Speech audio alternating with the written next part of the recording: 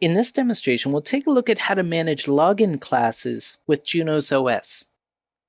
The first thing I want to do is go into configuration mode to modify my login classes. So I'll type in the configure command.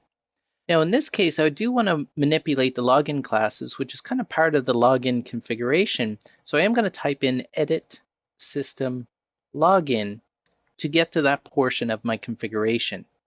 Now, the first thing that I want to do is I want to create a new user. So I'm going to do a set user Tom, and I'm going to set his authentication to plain text password, where I supply the plain text password. I'm going to set his password and retype his password.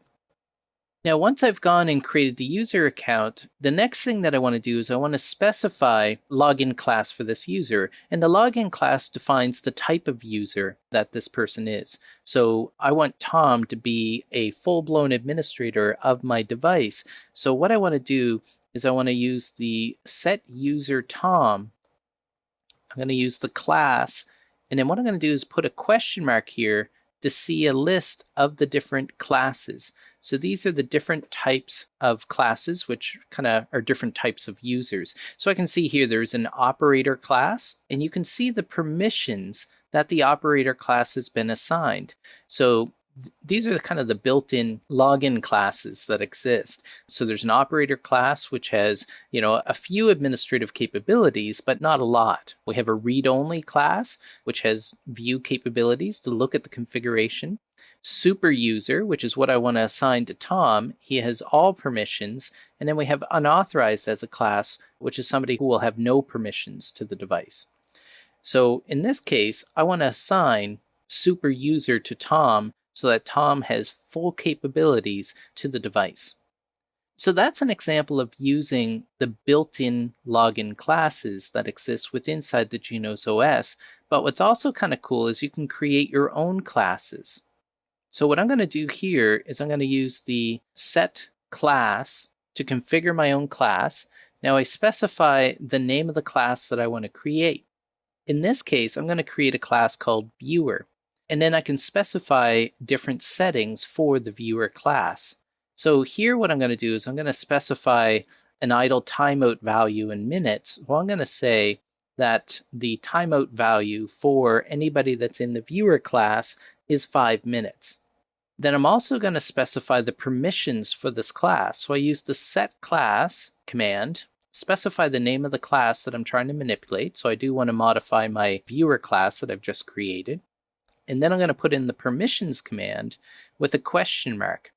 And what you'll see here is a list of all the different permissions that you can assign to that class.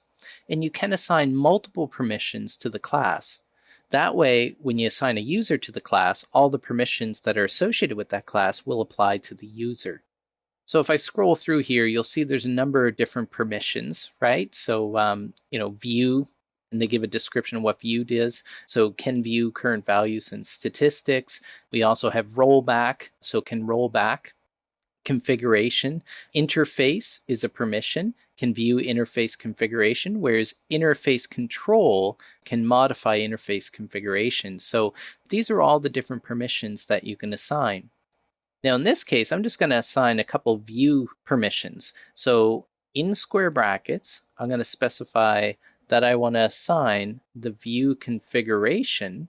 Then I'll put a space, and then I'll put also the permission of view in there as well. So you'll notice kind of right above my cursor that the view permission can view current values and statistics of the device, but also view configuration means that I can view all the configuration settings of the device as well. So you separate each of the permissions with a space inside the square brackets. So then I hit enter. So at that point, I've created my own login class called viewer that has 2 permissions assigned to it. Now what I want to do is just display that. So when I type in the show command, you can see here that there is a class called viewer that has the timeout setting and the permissions assigned to it. Now what I want to do is I want to assign that class to one of my users. So I think what I'll do is I'll create a new user here. So I'm going to set user Sue, Authentication will be, again, plain text. So I'm going to supply a plain text password, retype that password, and then I'm going to set user Sue class ? So I can see a list of the classes. And notice here that we can see the viewer class that I created, right? So this is how I can assign Sue a set of permissions. So instead of making her, the super user built-in class, I'm going to assign her the viewer class. And then I'm going to commit those changes. So in this demonstration, you saw how to assign a built-in class to a user, but also how to create your own user-defined classes.